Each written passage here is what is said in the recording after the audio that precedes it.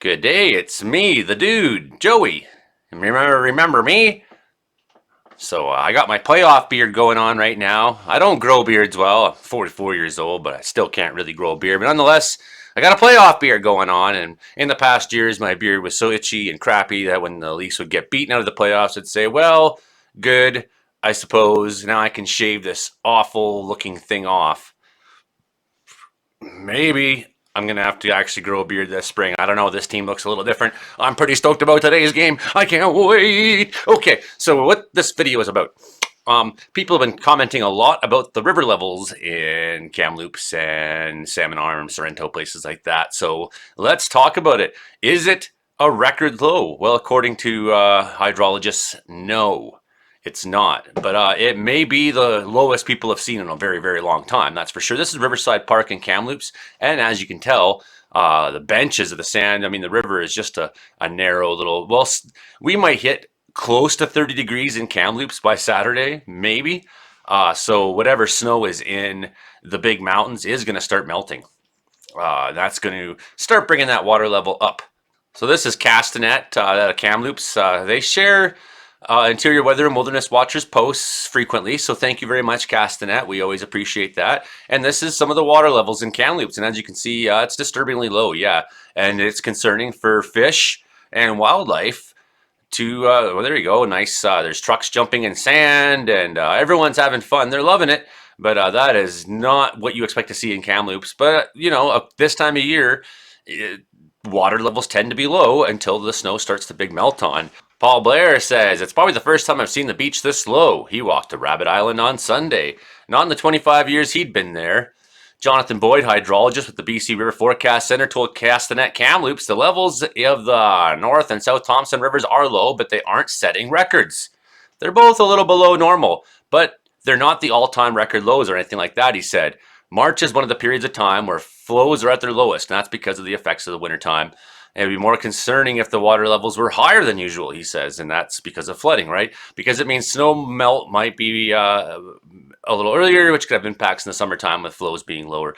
So, you know, take your highs and lows when you can, at the best time you can. So here's Tchart, and this is at Overlanders Bridge, and as you can see, these other lines represent, see the black one's 1972, the blue one 1997, 1999, so we have a bunch of representative years. Those are probably pretty high flooding years, 2022, and we got this purple one here, which is 2020, and here's 2023, and we can see the water levels are really low, like, you know, down about 330. Thompson River at forecast, and you can see over the next bunch of days, not really a huge jump expected, right? So flooding is not the concern with the warm weather. High stream flow advisories in places, yes, you might see streams running really fast, and that could be dangerous. So at that station, they're hitting just over 2 meters, right? That's not deep. And you're looking at our snow percentages. Upper Fraser has 111% of normal. But then you look, it takes a while before you find someone who's at 100 again. Upper Fraser East, a little bit low. Nechako, almost average. Middle Fraser, a little bit low. North Thompson, or Lower Thompson, well, its percentage is up. The snowpack in the Lower Thompson's pretty high right now, 131. But that doesn't help Kamloops' water level, does it? That's when the two rivers meet. So that's just beyond Kamloops. At the bridge, for Lower 68% of normal. Chilcotin, 241% of normal. So that's pretty high. Quesnel River Basin, 103, so that's normal. Lower Fraser, 83, that's below normal. North Thompson, 82, below normal. South Thompson, about normal. Fraser River, a little below. Upper Columbia, West Kootenay, East Kootenay, all below. Boundary and Okanagan, a little bit above. So this is this will be your telling numbers for what to expect in a month or so for how high water levels will get. And then pretty much everything below South Coast, Vancouver Island, Central Coast, Skagit, Peace, Skeena, Liard, Stikine, Northwest, everyone either at their average or below. The Climate Prediction Center shows La Nina conditions have ended, and El Nino Southern Oscillation neutral conditions are expected to continue through the spring and early summer. La Nina conditions were present during the fall and winter 2023. La Nina occurs when oceanic temperature anomalies along the equatorial Pacific Ocean region are below normal for extended period. Historically, La Nina conditions create cooler temperatures for British Columbia and wetter weather in the south coast, Vancouver Island. In the past winter, La Nina conditions in BC have often generated above normal snowpack for April 1st. Radio NL had this report. Water levels are slowly on the rise. Data shows we're dealing with below average river and lake levels in our region. Data for Thompson River at Kamloops shows water level below 1.76 meters in the last week of March. So right now we're well below the average median of 2.5 to 3 meters deep for this time of year. Tracy Hughes with the Columbia Shoeswap Regional District says we have 5 different boat launches shut down. Most boat launches around Shushwap are closed. This includes Magna Bay and North Shoeswap, Harbor Road, Whitehead Road, and South Shoeswap, Mark Wart Boat Launch, and Windsor Road at Swansea Point. This is somewhat unusual for this time of year, noting most of these boat launches would normally be open by April 1st. Thompson River looking down towards Kamloops Lake. Thompson River looking towards Overlanders Bridge. Did Shoeswap Lake reach a new record low for April? I'm not sure yet, but we're in the neighborhood. As of April 1st, it was 344.772 meters, the lowest measurement for this date reflected in the data, which includes consistent measurement from 2003 to present. It's also lower than April-May measurements from 96 to 2000. By and large, the lake, as of April 1st, is typically above the 345 meter mark. The only time the data when it's been lower than 344.772 was in December 2022 when it went below. So I would consider that still the same time period. The low lake level recently prompted Columbia Shoeswap to issue warnings. Using the launches could damage your boat. Don't fucking do it. By March 1st, 80% of the seasonal snowpack is accumulated on average. With a couple more months of potential snow accumulation, seasonal snowpacks can still change significantly based on weather. As of March through BC, ranged from 59% to 124% was normal. In South Thompson Basin, where Salmon Arm is located, snowpack was 105%, where North Thompson was at 91%.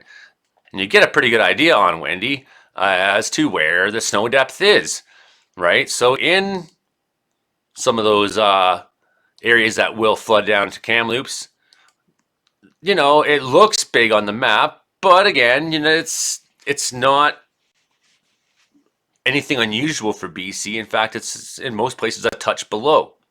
So here's a snow water equivalent at BC Automated Snow Weather Stations, right? Who's below? Well, Yellowhead, 64%. That's way below your average percentage. You got some places that are above in the Upper Fraser East, so there's a bit of a mix there. Upper Fraser West and Echaco, about average.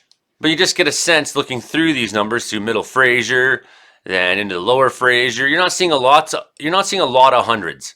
North Thompson, South Thompson, Park Mountain, Enderby, they're at 100, and you know, Upper Fraser East is 92% average. Middle Fraser's 84%. Lower Fraser's 82% of average snowpack right now. North Thompson, 79% of average snowpack right now. So these are the new numbers. South Thompson, 95, not bad. West Kootenay, 91, not too bad. 78 in East Kootenay. 122% above it. So Okanagan has had some pretty big bio-YAMA, 182%. So Okanagan, you got way more snow in the hills than generally you expect to see there. Same within Boundary. Similkameen below average though. South Coast below average. Vancouver Island below average. So there's, you know, it seems like we've had a lot of precipitation over the last while. In the Peace, slightly below average. Skeena about average. Liard about average. Stakina slightly below. So you just get the impression now when you look at everything all across the board that flood won't be the concern. Are we seeing a setup for a wildfire season? Are we seeing clues as to how dry things are going to get? And that for a province that experiences a lot of precipitation in a year, our numbers are down. Maybe we're not in a drought. We're certainly not off to a good start if things are going to get drier and warmer this year. Salmon Arm Observer posted this article because they agree. Amo Castellan, a warning preparedness meteorologist with the EC, said that most British Columbians, except northeastern corner of the province, have experienced what he said was a widespread precipitation deficit, which he called a drop in the bucket. Recent rains. Offshore water will likely lead to cool spring, signs pointing towards May, June, July that could be warmer than usual. The probability is not strong this script could flip in May or June, he said, urging British Columbians to keep an eye on the daily weather forecast because of uncertainty. So yeah, that's what he means. Is tune into this channel and subscribe here. Thank you, Mr. Castellan. The devil is in the details. Meteorologists cannot say for sure whether British Columbians will experience another heat dome in 2023 to start the wildfire season off. But October last year was the driest and warmest Octobers on record. Daytime highs consistently 4 to 10 degrees above normal. The province saw limited precipitation during a typically wet month. Rainfall remained below seasonal levels for the rest of the year and lasted into the spring, causing province's snowpacks being below seasonal norms. David Campbell at the River Forecast Center said, the snowpack reflected in the weather that Castellan discussed. The general province-wide snowpack levels below the seasonal norm at 88%, with the Fraser River watershed at 100%, and some regional differences. The snowpack is high in the Chilcote and Lower Thompson boundary, moderate in the western part of the Fraser and Okanagan. But like Castellan, Campbell warned of uncertainty. It will be important to monitor for extreme weather because it can lead to flooding, even in areas with normal or below snowpack levels. So you can't win. Okay. Looking at drought conditions, said the below normal snowpack is going to be a factor. Our friend Matt McDonald at BC Wildfire Service said crews are already busy, having dealt with 11 fires already at that point of the season. I think it's above 33 last time I checked. Fires reported. Only so many of them, I'm sure, were actually any kind of a deal to concerning. I mean, the one in Pavilion obviously looked like it's got some activity, and it's been on the go. With limited moisture, drought conditions were much higher than normal for late fall 2022, continued in the spring of 2023. He's got a piece of good news. He predicts a normal wildfire season for the spring. Nice. The number and severity for wildfires in July and August can't be predicted because it will depend on rainfall in June, which cannot be accurately forecasted. This theme of uncertainty runs through the update. So in a nutshell, is the Thompson River at a record low? I can't seem to find actual numbers and dates for record lows without really digging into lots of small charts of small numbers. I mean, I don't understand why that number just isn't somewhere like, hey, Google, what's the lowest the Thompson River's ever been? Why, here I saw, it's me, AI. We will destroy you. Probably not going to be a big year for flooding. Probably. Some areas get a little bit more snow than others, though. Okay, but I think the overall dryness is concerning, considering what kind of summer we may have if the El Nino does what El Ninos do. So stay tuned here. I'll just try to keep you up to date as best I can because, as you know, things change all the time in the world of weather, and we're doing our best to always learn, always study, always try to keep our eyes on what's going on. Go Leafs, go! And thanks for coming to the show. Hope I answered some of your questions. Please subscribe, hit like, share, and we'll see ya next time I make a video.